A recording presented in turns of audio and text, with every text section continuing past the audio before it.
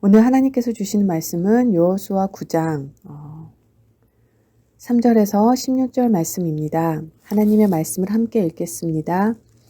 기브온 주민들이 여호수아가 여리고와 아이에게 행한 일을 듣고 꾀를 내어 사신의 모양을 꾸미되 헤어진 전대와 헤어지고 찢어져서 기운 가죽 포도주 부대를 나귀에 싣고 그 발에는 낡아서 기운 신을 신고 낡은 옷을 입고 다 마르고 곰팡이가 난 떡을 준비하고 그들이 길갈 진영으로 가서 여호수아에게 이르러 그와 이스라엘 사람들에게 이르되 우리는 먼 나라에서 왔나이다. 이제 우리와 조약을 맺읍시다 하니 이스라엘 사람들이 히위 사람에게 이르되 너희가 우리 가운데서 거주하듯 하나 우리가 어떻게 너희와 조약을 맺을 수 있느냐 하나 그들이 여호수아에게 이르되 우리는 당신들의 종들이나이다 하매 여호수아가 그들에게 묻되 너희는 누구며 어디에서 왔느냐 하니 그들이 여호수아에게 대답하되 종들은 당신의 하나님 여호와의 이름으로 말미암아 심히 먼 나라에서 왔사오니 이는 우리가 그의 소문과 그가 애굽에서 행하신 모든 일을 들으며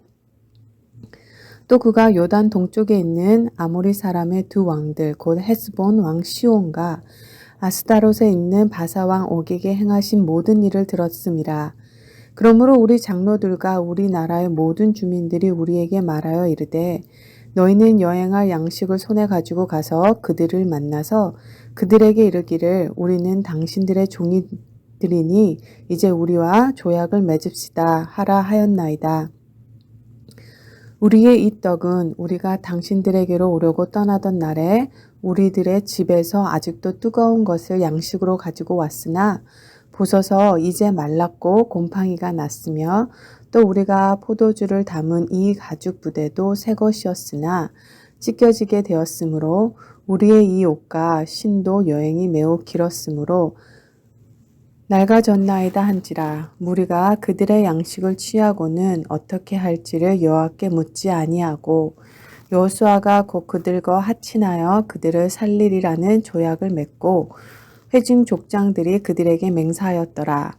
그들과 조약을 맺은 후 사흘이 지나서야 그들이 이웃에서 자기들 중에 거주한 자들이라 함을 들었느니라. 하나님의 말씀입니다. 오늘은 여호수아 9장을 묵상하시고요. 통독하시고 묵상은 3절에서 16절을 중심적으로 하시기 바랍니다. 오늘 본문 여호수아 9장은 여호수아를 속인 기브온 사람들의 이야기예요. 이스라엘 백성들이 40년의 광야 생활을 마치고 요단강을 건너 가나안 땅에 들어갔습니다.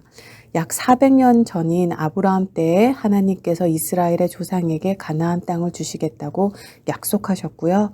출애굽한 이스라엘 백성들 역시 젖과 꿀이 흐르는 땅인 가나안에 들어간다는 희망을 품고 40년의 기나긴 광야 생활을 견디어 왔습니다. 그리고 드디어 이제 요단강을 건너 그렇게 기대하고 희망하던 가나안 땅에 들어왔습니다. 이제 본격적으로 가나안 땅을 점령하기 위한 전쟁을 시작해야 합니다. 이스라엘 백성들의 여리고 성 전투를 성공적으로 이끌고 한 번의 실패를 극복한 후에 아이성 전투까지 잘 마치게 되었어요. 그리고 다시 길갈 진영으로 돌아와서 잠시간 쉬며 전열을 가다듬고 있었어요. 그런데 그 당시 가나안 지역에 살고 있던 여러 나라들은 난리가 났습니다. 여리고성과 아이성이 무너졌다는 소식을 들었기 때문이에요.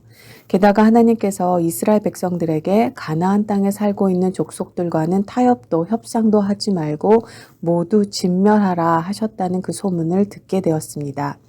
그런 와중에 길갈 근처, 즉 길갈에서 40km 정도 그 밖에 있는 살고 있던 기브온 사람들은 전쟁이 나면 이 싸움에서 도무지 이길 수 없다는 것을 깨닫고 아주 멀리서 온 사람들 것처럼 꾸미고 진영으로 사신들을 보내어 거짓으로 화평 조약을 맺습니다. 그래서 싸움을 하지 않고 구원을 얻을 수 있게 됩니다. 그 기브온 족속의 죽임을 당하지 않았던 이유가 무엇인가요? 사실 기브온 장로들은 다른 성읍들의 장로들과 달랐습니다. 3절에서도 보면요. 그들은 여호수아가 여리고성과 아이성에 행한 소식을 들었다고 말합니다. 또 9절과 10절에서는 이스라엘 하나님께서 애굽에서 행한 일과 요단 동편에 있는 아모리 사람 두 왕, 곧 헤스본 왕 시온과 아스다롯에 있는 바산 왕에게 행했던 그 모든 일을 들었다고 말합니다. 그러면서 24절에서 여호수아에게 이렇게 고백합니다. 주 하나님 그의 종 모세에게 명하신 것이 참으로 사실임을 우리가 알았기 때문입니다. 하나님이 이 땅을 다 이스라엘에게 사람에게 주시라고 명령하셨고 이스라엘 사람들이 보는 앞에서 이 땅에 사는 모든 사람들은 다 죽이라고 명하셨다는 것 우리가 들어서 알았습니다. 당신들로 하여금 우리들의 목숨을 잃을까 심히 두려워하여 이같이 하였나이다. 기브온 장로들에게는 이스라엘의 하나님을 인정하는 믿음과 그 하나님을 두려워하는 마음이 그 안에 있었어요.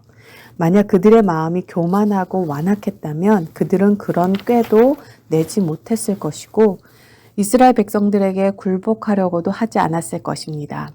물론 그들이 거짓말을 말한 것은 잘못이었지만 위기 앞에서도 그들은 하나님을 인정하는 두려움이 있었고 이것은 하나님의 은혜로 구원받은 것이라고 밖에 말할 방법이 달리 없습니다. 그들은요. 여리고 성의 라합처럼 하나님의 명성을 들었고 구원의 열망을 가지고 하나님 앞에 나왔던 거예요. 결국 하나님께서는 그런 이들을 물리치지 않으시고 구원하신다라고 하는 것을 오늘 우리에게 보여주시는 것입니다. 그들에게 나무를 패며 물을 깃는 자가 된다는 것은 사실 큰 일은 아닙니다. 당장 죽을 목숨인데 그렇게라도 살아 있는 게 나았던 거죠. 그러나 그들은 오히려 하나님을 섬기는 자가 되어 우상을 떠날 수 있는 그러한 여지를 가지게 되었던 것입니다. 여기에 하나님의 긍휼이 있어요. 사람을 속이는 그들의 방법은 잘못되었지만 하나님 앞에서 믿음을 고백한 그들에 대해서 하나님은 긍휼을 베푸셨던 거죠. 마태복음 19장에서도요. 예수님을 찾아온 가나안 여인이 있었죠. 어린 딸을 구해달라고 부탁하는 여인에게 예수님께서는 자녀에게 줄 떡을 개에게 던질 수 없다 거절하셨어요. 그 여인은 주여 옳습니다. 그러나 개들도 제 주인의 상에서 떨어지는 부스러기를 먹습니다. 이렇게 고백했고요. 예수님은 그 여인의 믿음을 칭찬해 주셨습니다. 라합도 그리고 기브온 주민들도 가나안 여인도 바른 믿음을 가지고 바른 고백을 통해 새로운 삶을 시작할 수 있었던 거죠. 성도는 매일 새로운 삶을 시작하는 사람들입니다.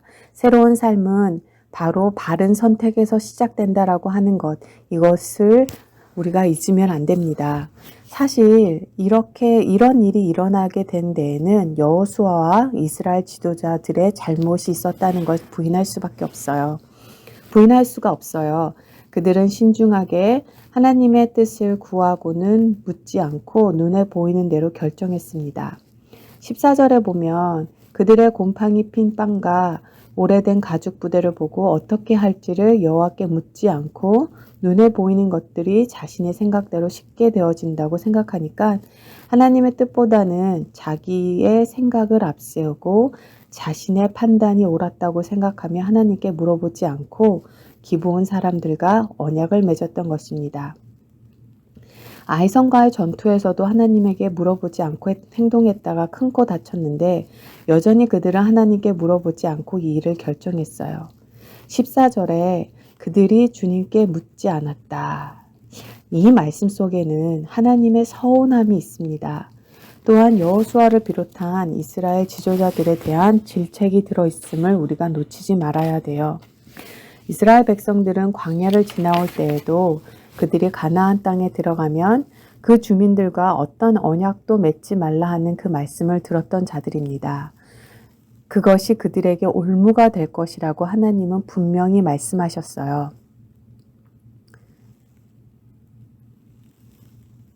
여기 올무가 된다는 게 무슨 말인가요?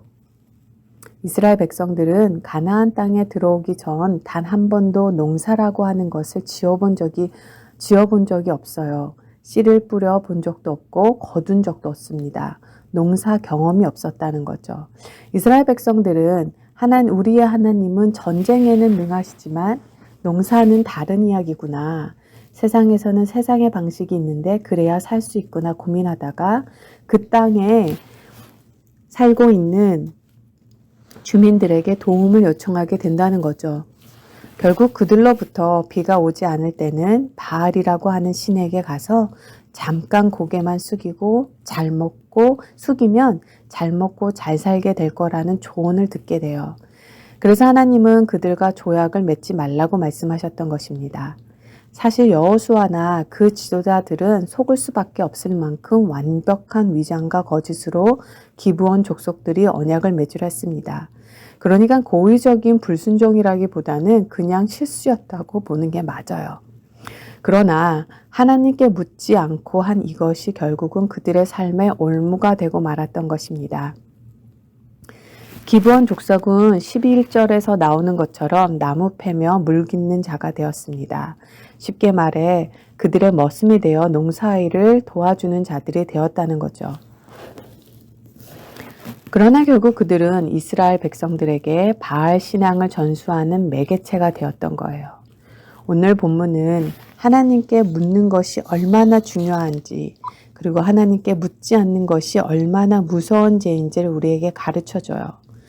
여호수아와 지도자들은 눈앞에 기브온 대표들의 낡은 옷과 곰팡이 난 떡, 헤어진 가죽 부대를 보고 오판할 수밖에 없었습니다. 어쩔 수 없는 환경이 문제가 아니라 하나님께 묻고 결정했느냐 하는 것입니다. 하나님께 묻는다는 것은 기도하는 것이죠. 이것은 단순히 하나님 어떻게 할까요? 라고 묻는 것에 머물러서는 안 됩니다. 하나님께 기도하면서 하나님의 뜻이 어디에 있는지 우리는 깊이 고민해 봐야 해요. 하나님의 뜻을 찾기 위해 고민해야 합니다. 그리고 우리는 기도 중에 하나님의 뜻대로 살 수 있는 힘을 얻어요. 예수님께서도 기도하셨습니다. 제자들을 선택하시기 전에 밤새도록 기도하셨고요. 십자가를 앞두고 땀이 땅에 떨어지는 핏물같이 되실 때까지 기도하셨어요. 중요한 결정을 앞두고 예수님께서는 깊이 기도하셨습니다. 우리는 신앙의 불편함을 선택할 것인가, 세상의 편안함을 선택할 것인가 하는 기로에 날마다 서 있습니다. 하나님을 선택할 것인가, 세상을 선택할 것인가의 깊은 갈등 속에 서 있다는 거죠. 우리에게 그 선택을 해야 할 때가 매일 삶 속에 있다는 거예요. 이 아침에도 우리가 하나님께 나아 묻고 엎드리는 자리, 바로 이 자리, 기도의 자리가 얼마나 중요한지 모릅니다. 주님, 오늘도 내게 말씀하소서. 내가 듣겠습니다. 작은 일이라도 주님께 물어보고 나 자신과 또 자신에게 맡겨준 귀한 지체들을 위해 생명을 살릴 수 있는 그런 귀한 선택을 하며 살아가는 저와 여러분 되기를 주님의 이름으로 간절히 기도합니다. 아멘.